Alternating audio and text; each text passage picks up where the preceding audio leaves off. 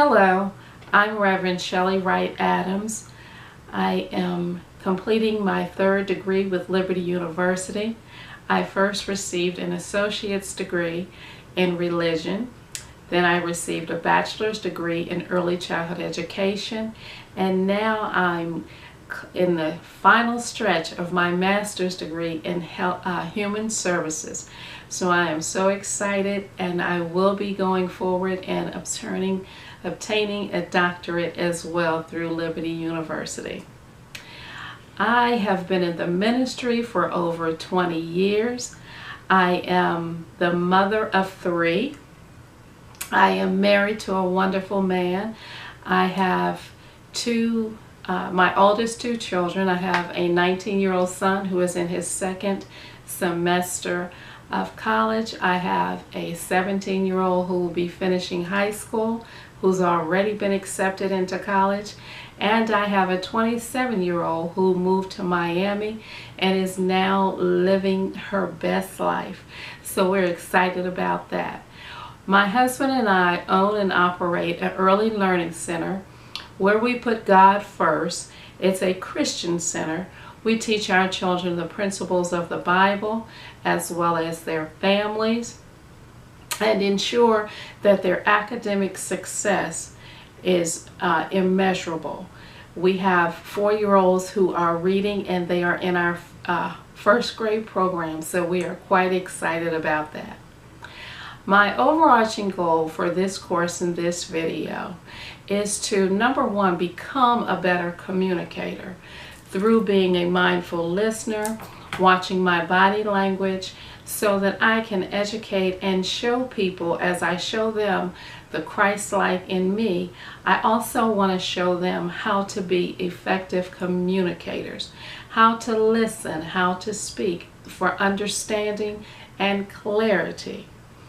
I am sure this will be a great asset in my home with my children, as well as communicating with my husband. So I'm excited about that. The interesting blend and behavioral blend and background that I had once I took the Uniquely You questionnaire, it was quite interesting. I found some things to be quite true, and some other things that I didn't quite agree with were strong points where other areas were stronger. At first I was a D, I, CS in that order. So I was dominating. I absolutely agree with that. That's the Leo in me. I am very dominating. I can be very demanding. I can be very assertive.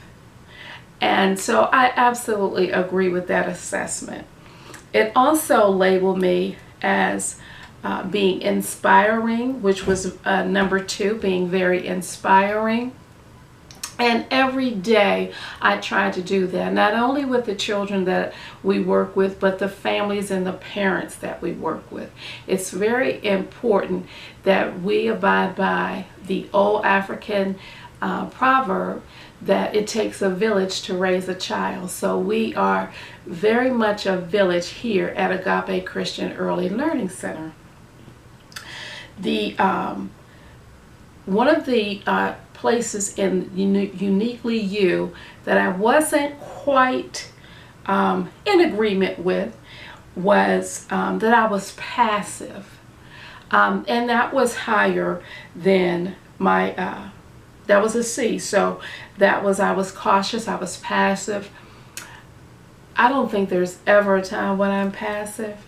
So maybe I need to be more passive, maybe that's it.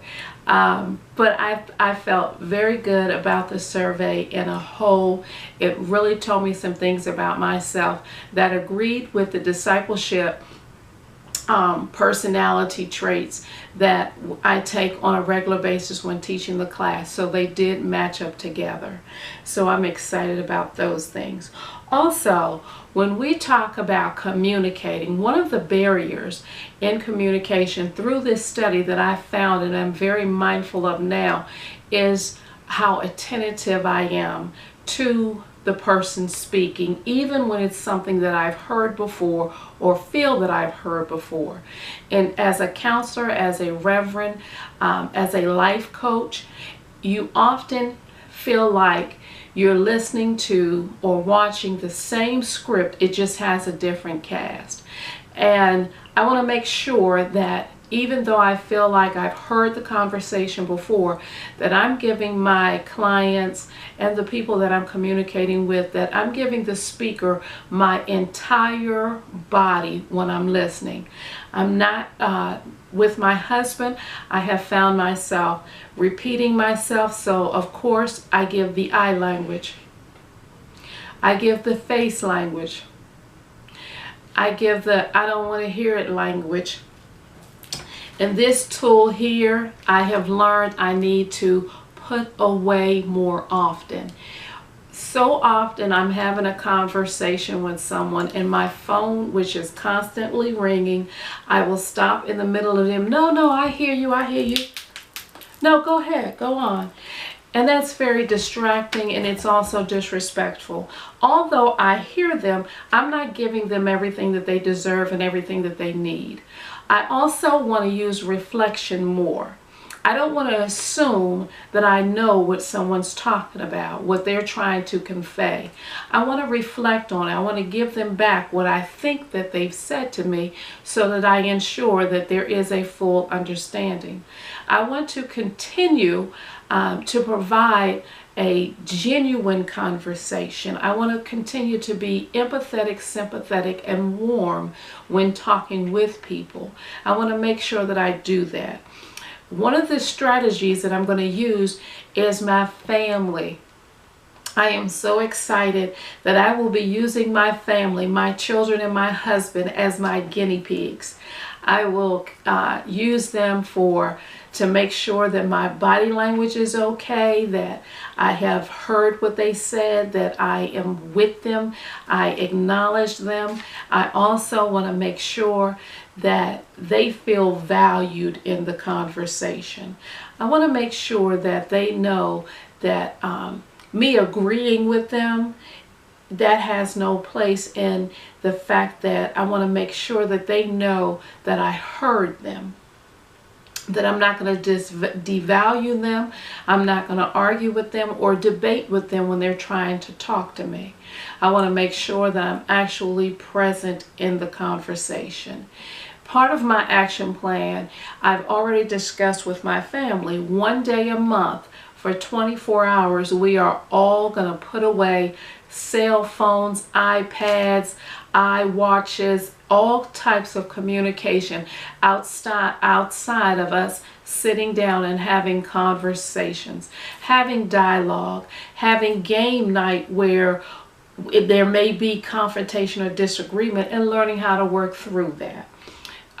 So they're excited as well as I am to make sure that we all do that. By me doing it as the mother, as the matriarch of this family, I want to make sure that my children do it. In our learning center, we're teaching our children how to communicate better. We're teaching them what different faces mean. Your happy face versus your mad face.